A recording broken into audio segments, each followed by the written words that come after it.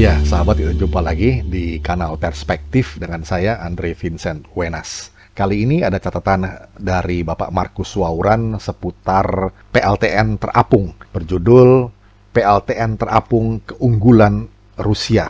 Begini, sahabat, berdasarkan data Power Reactor Information System atau PRIS, 439 pembangkit listrik tenaga nuklir PLTN yang tersebar di 33 negara umumnya dibangun di darat, dekat laut atau sungai, karena memerlukan air yang cukup banyak. Karena PLTN yang dibangun di dekat sungai, jika musim panas tiba, termasuk musim panas yang berkepanjangan, airnya yang mengalir tetap seperti sedia kala, tidak boleh berkurang, apalagi mengering. Dalam perkembangan saat ini, ada PLTN yang dibangun bukan di daratan, tetapi di atas kapal yang bisa bergerak kemana-mana untuk memenuhi kebutuhan listrik di area pulau atau pantai. PLTN tersebut disebut PLTN terapung atau Floating Nuclear Power Plant. Nah, pada Agustus 2019, Rusia meluncurkan PLTN terapung pertama di dunia dengan nama akademik Lomonosov. Lomonosov adalah nama seorang akademisi atau ilmuwan yang bernama lengkap Mikhail Vasilyevich Lomonosov atau lebih dikenal dengan sebutan Mikhail Lomonosov. Ia lahir pada 19 November 1711 sampai 15 April 1765, dia wafat ya.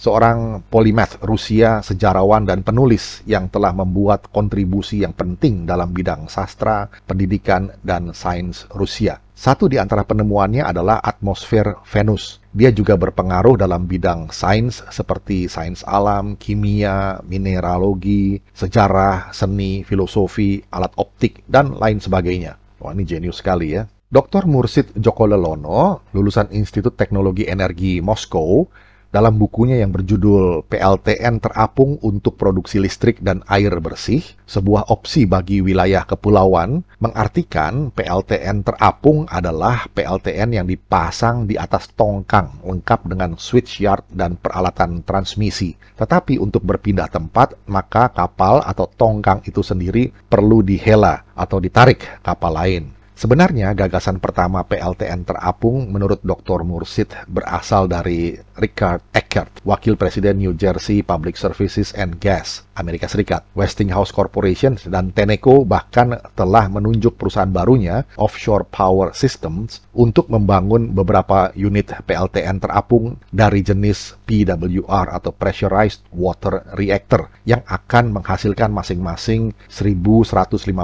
MW.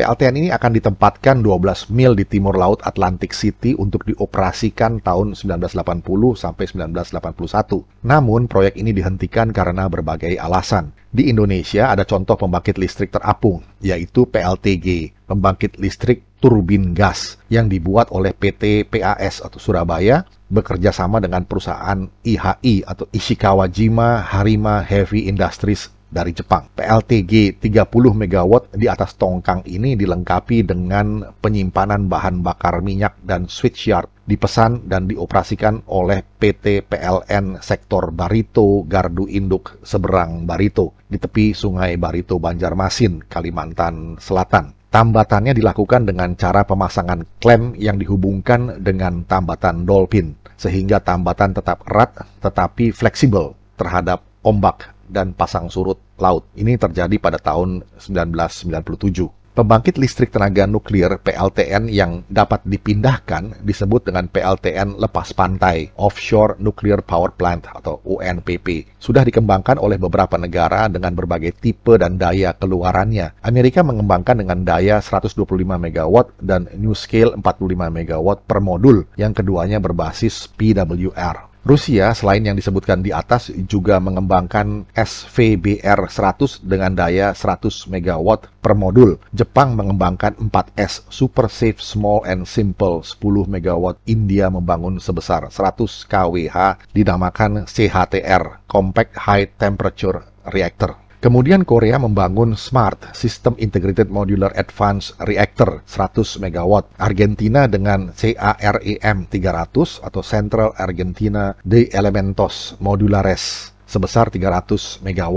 Prancis mengembangkan FlexBlue dengan keluaran listrik antara 50 MW sampai dengan 250 MW. Oh ya, MWE itu megawatt electrical ya. Sebuah PLTN dapat didesain untuk dipasang di dalam kapal agar kapal dapat berlayar dan menunaikan tugasnya di lautan atau di sungai oleh energi yang dibangkitkan dari reaktor nuklir tersebut. Reaktor nuklir digunakan untuk propulsi kapal. Cara ini banyak dipakai oleh kapal induk yang dimiliki Rusia, Amerika Serikat, dan berbagai negara. Varian lain PLTN dipasang di atas tongkang. Reaktor nuklirnya dibangun di sebuah pabrik, dipasang menjadi PLTN terapung di atas tongkang. Untuk pemanfaatannya, tongkang PLTN itu harus dihela atau ditarik sampai ke lokasi kerja karena tidak dapat berlayar atau bergerak sendiri. Tongkang dapat ditambatkan selama PLTN bisa beroperasi dan diisi ulang bahan bakar nuklirnya dan kemudian dibawa kembali ke pabrik asal pada saat diperlukan general overhaul atau masa baktinya habis, atau setelah PLTN terapung baru telah siap dipasang sebagai penggantinya. Demikian Dr. Mursid dalam bukunya yang disebut di atas. Nah, terkait PLTN terapung Rusia sebenarnya memiliki sejarah yang panjang, berawal dari penggunaan reaktor nuklir untuk sumber energi bagi propulsi kapal pemecah es. Kapal pemecah es dibutuhkan karena pantai utara Rusia berbatasan dengan kutub utara, di mana jika pada musim dingin pantai utara Rusia dan barat ke timur lautnya tertutup es, dan penduduk yang tinggal di pantai utara tersebut sulit dijangkau. Karena kondisi dan tantangan ini, maka Rusia merancang kapal pemecah es. Kapal pemecah es bertenaga nuklir yang pertama bernama Lenin. Kapal ini awalnya menggunakan 3 reaktor PWR OK-150, lalu dimodifikasi dengan hanya 2 reaktor OK-900, kemudian 2 reaktor OK-900A. Karena sukses, maka varian dengan 2 reaktor OK-900A ini diulang pada 6 kapal berikutnya, yaitu 1 Arktika, 2 Sibir atau Siberia, 3 Rosia atau Rusia, 4 Sovietski Soyuz, Uni Soviet, dan 5 Yamal, 6 Letpobiedi, 50 tahun kemenangan artinya. Generasi berikutnya adalah reaktor KLT-40 jenis PWR, juga yang memiliki 2 fungsi, yaitu di samping propulsi pemecah es, juga sebagai kapal transport. Dalam varian ini ada kapal transport Seymour Put, Taimyr, dan Vaygach. Kemudian berkembang modifikasi KLT-40M, di mana reaktor nuklir untuk propulsi kapal yang juga dapat beroperasi di sungai.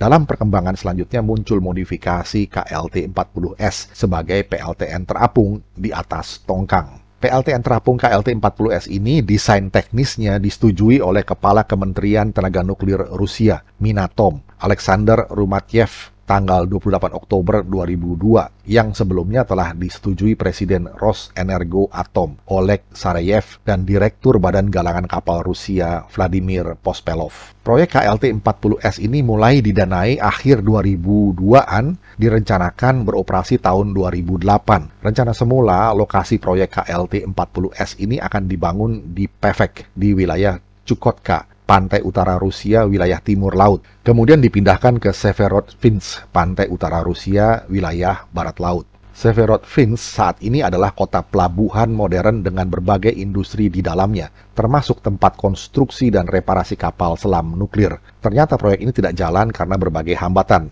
antara lain kesulitan dana. PLTN terapung KLT-40S, rincian karakter teknisnya secara garis besar dapat digambarkan sebagai berikut. Panjang tongkang 140 meter, lebar tongkang 30 meter, tinggi lambung 10 meter, bagian di bawah air 5,6 meter. Bobot matinya 21.000 ton, jumlah kabin 64 dan cadangan 10, umurnya 40 tahun. Tipe reaktor PWR loop type, jumlah reaktor dalam satu tongkang 2 unit, daya termal 2 kali 150 MW atau sekitar 35 MW elektrik. MWTH itu adalah megawatt thermal, MWE itu adalah megawatt elektrik.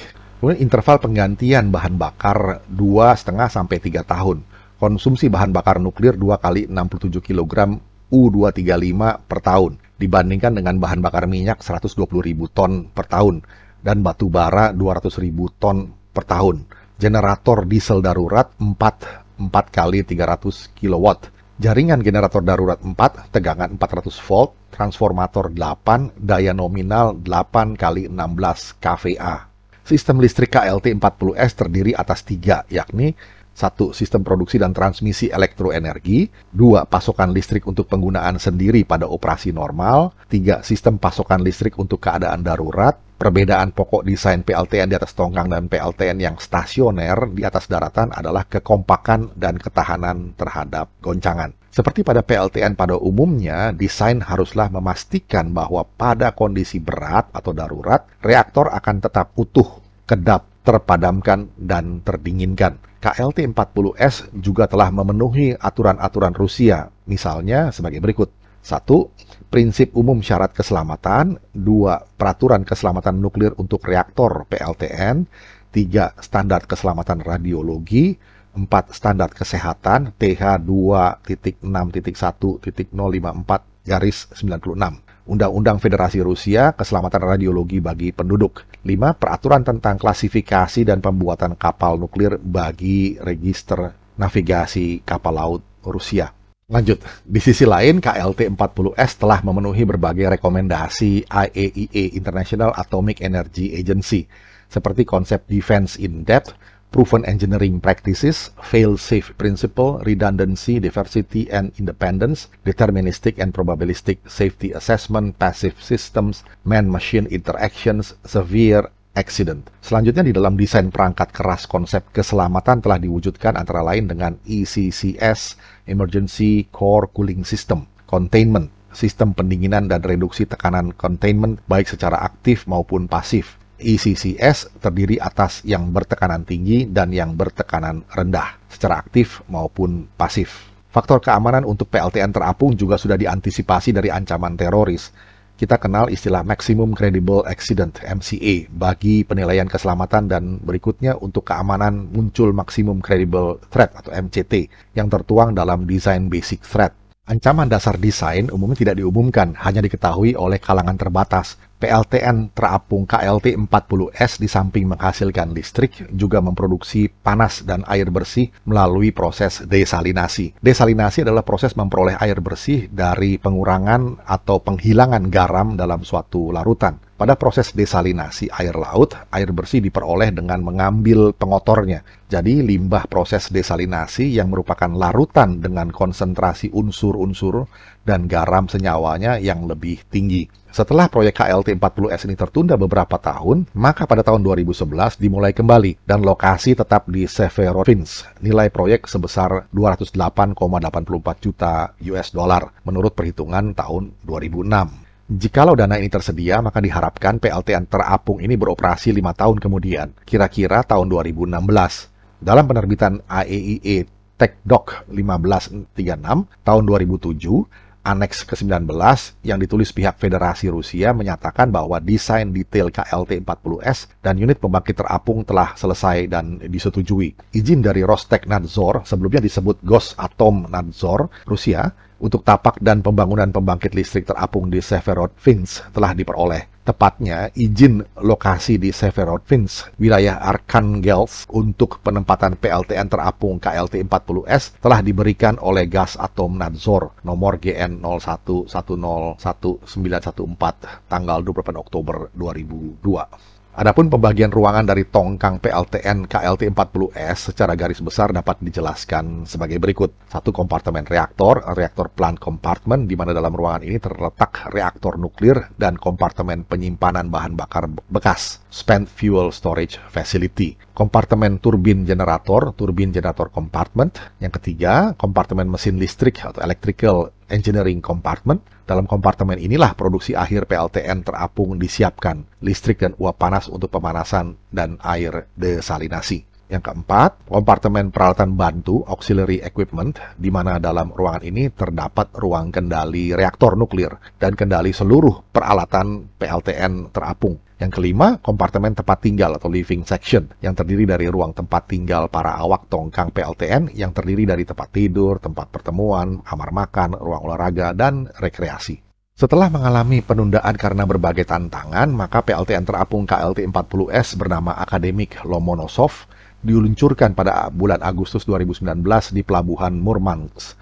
Murmansk merupakan nama kota besar di bagian barat laut Rusia, lingkaran Arktik Utara, dengan pelabuhan laut di Teluk Kola, 12 km dari Laut Barents di pantai utara semenanjung Kola, tidak jauh dari perbatasan Rusia dengan Norwegia dan Finlandia. Sebelum diluncurkan, maka pada tahun 2018 ada Forum Dialog Publik Regional ke-11 dengan pokok bahasan kerjasama untuk pembangunan berkelanjutan Arktik. Rosatom mengorganisir kunjungan ke Murmansk ini untuk melihat perkembangan pembangunan PLTN terapung KLT-40S dan dihadiri oleh delegasi LSM Lingkungan Hidup Internasional, Bellona Foundations, dipimpin Direktur Pelaksananya Niels Bohmer. Menurut berita1.com, 5 Oktober 2018, dalam kunjungan tersebut, Niels Bohmer mengatakan bahwa Rosatom telah menunjukkan transparansi dalam pelaksanaan proyek PLTN terapung atau Floating Nuclear Power Plant. Dikatakannya juga bahwa mereka menghargai kesiapan Rosatom mengundang semua pihak yang berkepentingan untuk mengunjungi FPU Floating Power Unit ini.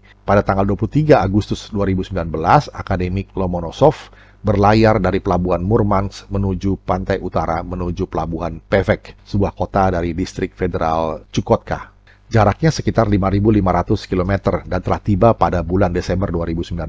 Tongkang PLTN terapung ini ditarik oleh kapal dengan kecepatan atau daya layar sekitar 4-5 knots atau 7-9 km per jam. PLTN terapung akan memenuhi kebutuhan listrik di wilayah Pevek sekitar 100.000 sampai 200.000 penduduk. Badan Nuklir Rosenenergoatom menyatakan karena akademik Lomonosov dapat bergerak, PLTN ini bisa meningkatkan pasokan ke daerah-daerah terpencil. Di sisi lain, salah satu tujuannya adalah untuk memasok listrik kompleks pertambangan Chaunbilibin di Chukotka termasuk pertambangan emas. Akademik Lomonosov juga dijadwalkan memasok listrik untuk alat pengebor minyak lepas pantai Rusia di Kutub Utara. Terlepas dari bahaya yang biasanya dikaitkan dengan energi nuklir, sebagian besar dari 4.500 penduduk kota pelabuhan terpencil Pevek yang terletak di atas lingkar Arktik di Chukotka menyambut baik teknologi non-konvensional tersebut, menurut laporan New York Times. Kalaupun ada yang merasa skeptis, mereka tak bisa menolak karena sistem itu kini telah meliputi seisi kota. Orang-orang mandi, memandikan anak-anak mereka, dan berencana untuk mengoperasikan pemandian uap setempat dengan energi panas yang dihasilkan oleh pembangkit nuklir terapung yang dapat dilihat oleh beberapa warga dari jendela apartemen mereka. Badan Pengawas Nuklir Rusia, Rosatom, melaporkan bahwa ada sejumlah langkah yang dilakukan demi menjamin keamanan penggunaan model pembangkit listrik tersebut. Menurut Rosatom, pihaknya mengatur perbedaan tekanan antara air yang bersirkulasi melalui gedung-gedung dan cooling loop di atas kapal. Itulah cara demi mencegah kebocoran radiasi yang tak disengaja. Pembangkit listrik dirancang supaya tahan terhadap benturan luar, seperti kecelakaan pesawat kecil, sementara sebuah lapisan struktur penahan dibangun di atas kapal guna menjaga pembangkit listrik tersebut tetap mengapung. Sebaliknya, pembangkit listrik tenaga nuklir terapung di dekat Pevek mentransfer panas langsung dari reaktor di atas kapal ke rumah-rumah warga melalui sistem yang disebut water loop dan pertukaran panas yang menangkap air yang terkontaminasi dengan partikel radioaktif di dalam pembangkit listrik, tetapi mentransfer energi panas ke jaringan pipa di seluruh kota. Menurut para ilmuwan yang diwawancara New York Times, penggunaan reaktor nuklir kecil untuk menyalurkan energi panas di daerah pemukiman bermanfaat bagi lingkungan karena berpotensi mendekarbonisasi jaringan listrik dan dengan demikian mengurangi emisi karbon ke atmosfer.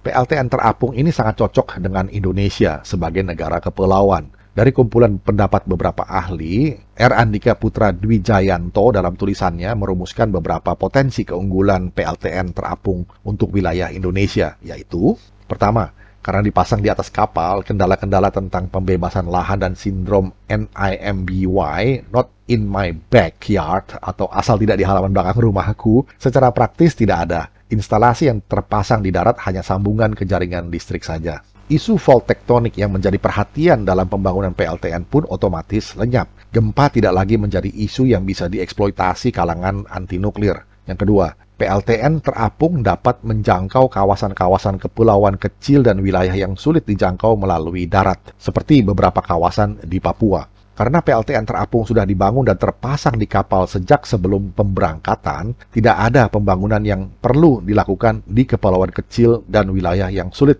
terjangkau tersebut, selain fasilitas sambungan jaringan listrik. Jauh lebih memudahkan daripada harus membangun pembangkit di lokasi. Kebutuhan bahan bakar nuklir sedikit dan siklus operasinya panjang, sekitar 24-36 bulan. Jadi bahan bakar untuk 10-20 tahun operasi dapat dimuat di dalam kapal. Atau untuk alasan keamanan, bahan bakar baru dikirim ke lokasi menjelang akhir siklus bahan bakarnya. sehingga suplai bahan bakar sama sekali bukan masalah bagi PLTN terapung. Yang ketiga, PLTN terapung umumnya memiliki daya kecil antara 35 sampai 120 MW elektrik. Daya itu cukup untuk daerah-daerah luar Jawa yang kebutuhan listriknya tidak sebanyak di Jawa. Membangun PLTN darat dengan daya lebih dari 250 MW elektrik jelas sebuah pemborosan yang tak perlu.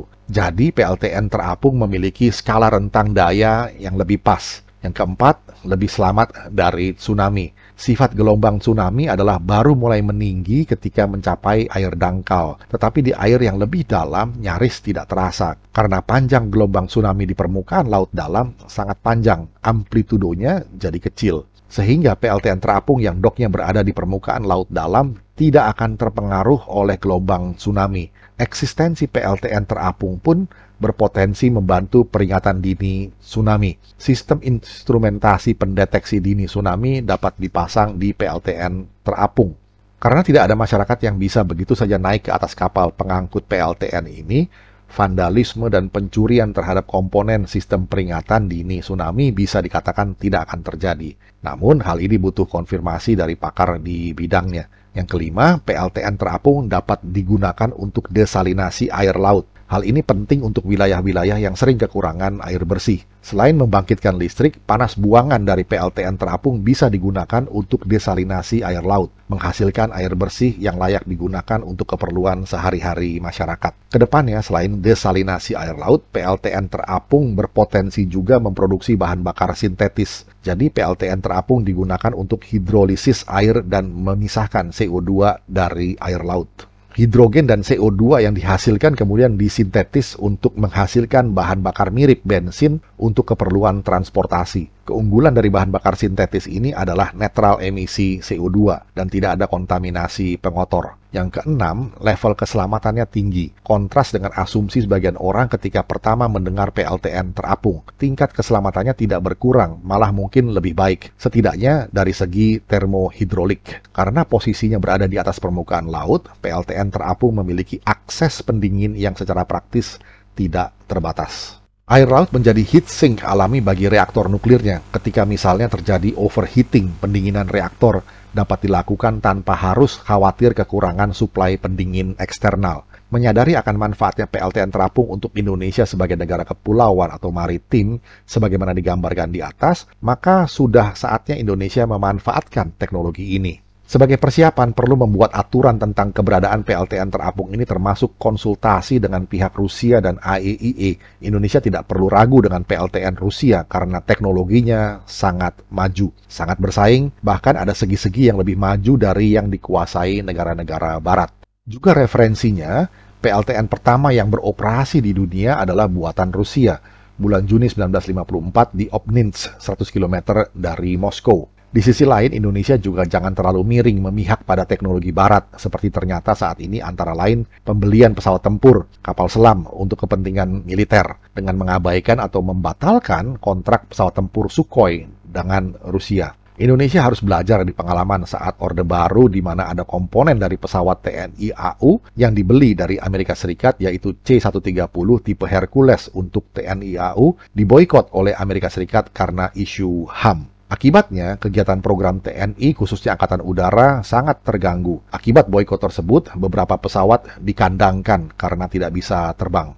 Kejadian ini harus menjadi pengalaman terbaik bagi pemerintahan Jokowi agar pembelian pesawat terbang, kapal laut, kapal selam, dan teknologi lain sebaik sipil maupun militer yang dibeli dari negara-negara maju karena belum sanggup produksi di Indonesia, jangan tergantung pada satu negara atau blok tertentu, tapi harus ada keseimbangan. Kebijakan ini juga sesuai dengan tuntutan politik luar negeri kita yang bebas aktif. Sejarah di atas harus menjadi pelajaran berharga bagi bangsa kita karena sejarah adalah guru yang terbaik. Pepatah ini adalah sebuah filosofi Yunani yang terkenal, Historia Vitae Magistra, yang artinya sejarah adalah guru yang terbaik dalam kehidupan. Filosofi ini dijadikan pijakan bagi bangsa Eropa sampai sekarang sehingga menjadikan bangsa Eropa menjadi bangsa yang besar. Demikian sahabat catatan dari Bapak Markus Wauran seputar PLTN terapung keunggulan Rusia. Kita bisa menjadi perspektif juga buat Indonesia ke depannya. Kita jumpa lagi di session berikutnya. Terima kasih.